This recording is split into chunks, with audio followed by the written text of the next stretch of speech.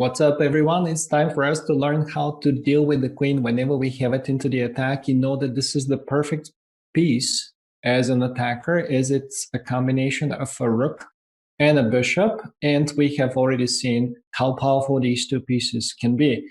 And the combination of these two are giving you some extraordinary possibilities. First and foremost, what you need to remember is that the queen can be used into the attack as a rook, obviously, like it is in the following example, but it could be also used as a bishop. So here, just a reminder for you guys to remember and to use this. Why don't you pause the videos at the beginning of every example and try to solve the examples on your own?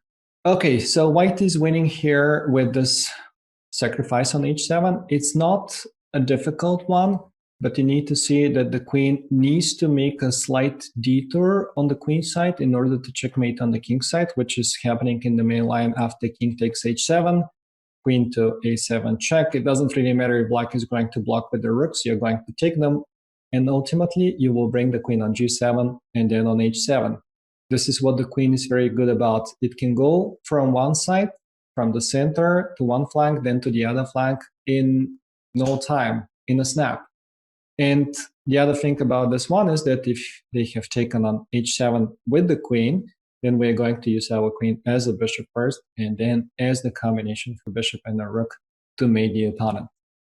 But obviously the queen can be used also as a bishop every once in a while, and you can use it not only to attack the enemy king, but to take material the way that it is in this situation. Pause the videos and try to solve it for white to move. The idea is quite typical, actually. You want to trade first of all on e7, and then to somehow try and get to this rook, which is quite miserable on this diagonal. But what is the perfect way of doing it?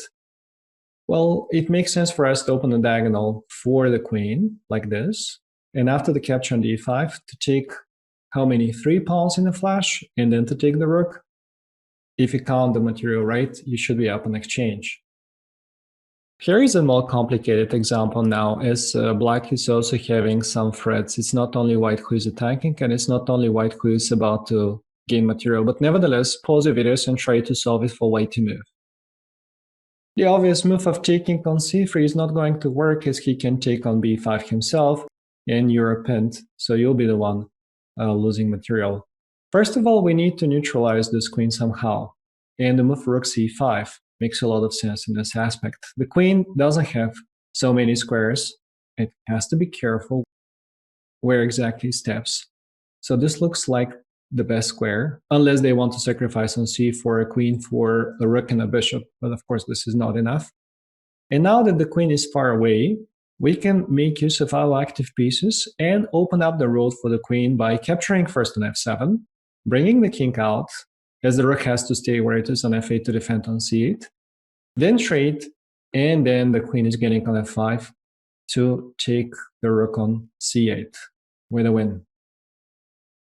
On many occasions, it could be battle of the queens. One is attacking, the other one is defending. You want to exclude the defender, as it's a very big defender. You want to make sure that the queen is far away, or it has no influence on certain squares, and you want to use your queen in return. So that's one of those cases. You have the white pieces, pause the videos, and try to find it.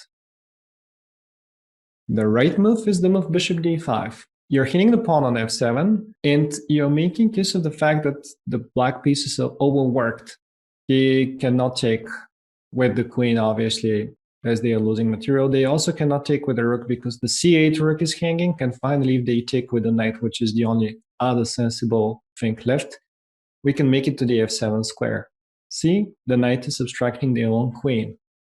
Whatever he does, white's attack is unstoppable. If king h8, there is knight g6 check, followed by knight e7. We're making use of the pen, but we're also creating the mating threat. This king is pretty lonely where it is right now.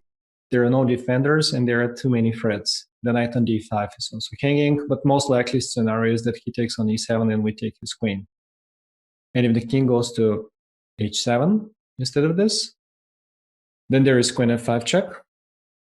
King needs to stay somewhere on the h-file, on h8 ideally, then another check and another check. The queen is getting closer, and finally we can insert the pawn into the attack, preparing the move g6, and then either this checkmate or knight f7 check with a smaller checkmate at the end. And remember, the queen is the most powerful attacker you will ever get. Sometimes everything that you need is just to give it some room to operate so that you can get into the opponent's camp and you can checkmate the opponent's king. And that's a very typical example. You're having the black pieces. It's your turn to pause the videos and to try to find what the queen will be doing here. The way for the queen to get in is to go knight e3. The knight is stepping out of the way of the major pieces. At the same time, it is attacking the rook on d5, so everything is very forcing. And whenever they take it, it clears two files for the major pieces. So it's not just the queen which is on the attack, but it is the rook which is on the attack as well. Now, if he moves the rook out of the way, then the finish will be rook c1 check, and after king to h2, actually plenty of roads lead to Rome in this situation, queen c2 being the simplest one, but I like this one, which is once again opening the road for the queen. So the queen wants to go to h3 after he takes on e5, then check. We clear the road, and the queen is victorious, comes on g2 with checkmate. But an even nicer line than this one is if they take on e3. Then after the check on c1 and the check on c2, king h3, there is the check on h1. The king has to come in front of his pawn chain. And there is another check. The king has to get even closer to our king. Now, any check can be checkmate. So we go queen to f5. And when he blocks with the knight, as there is nothing else, the queen, almost by itself, almost alone, is delivering the checkmate by taking it.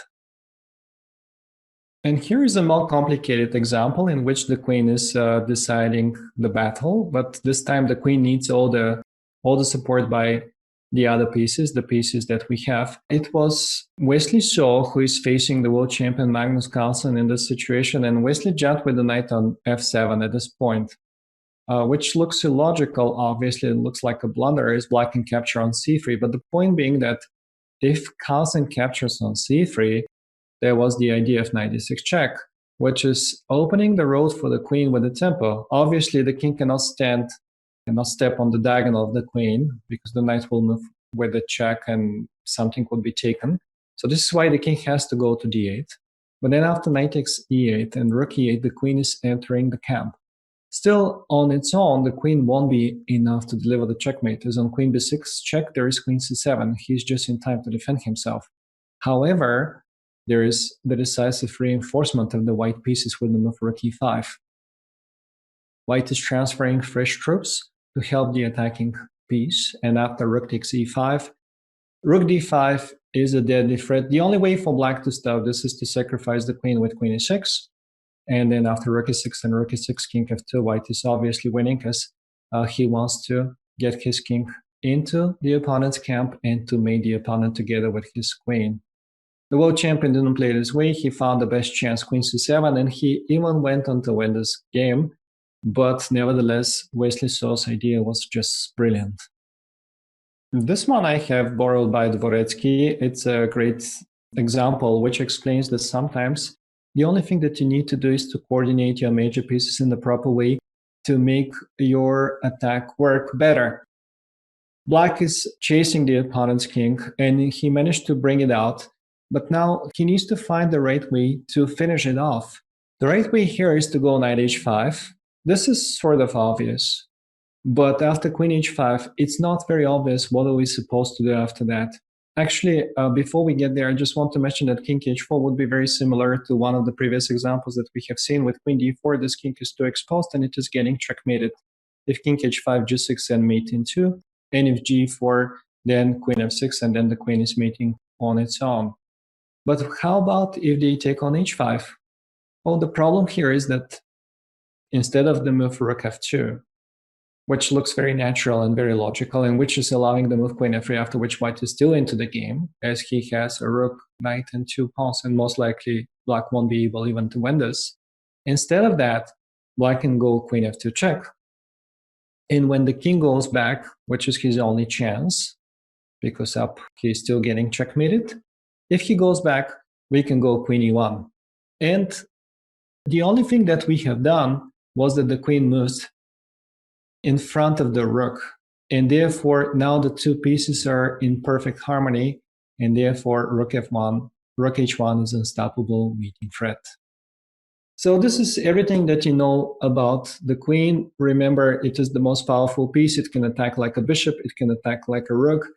And above all, it is capable of delivering checkmate on its own. Even all you need is a little bit of support. One little pawn can do the job. And sometimes even this is not needed. Sometimes everything that you need is a little bit of coordination. Thanks for watching this, guys, and see you next time.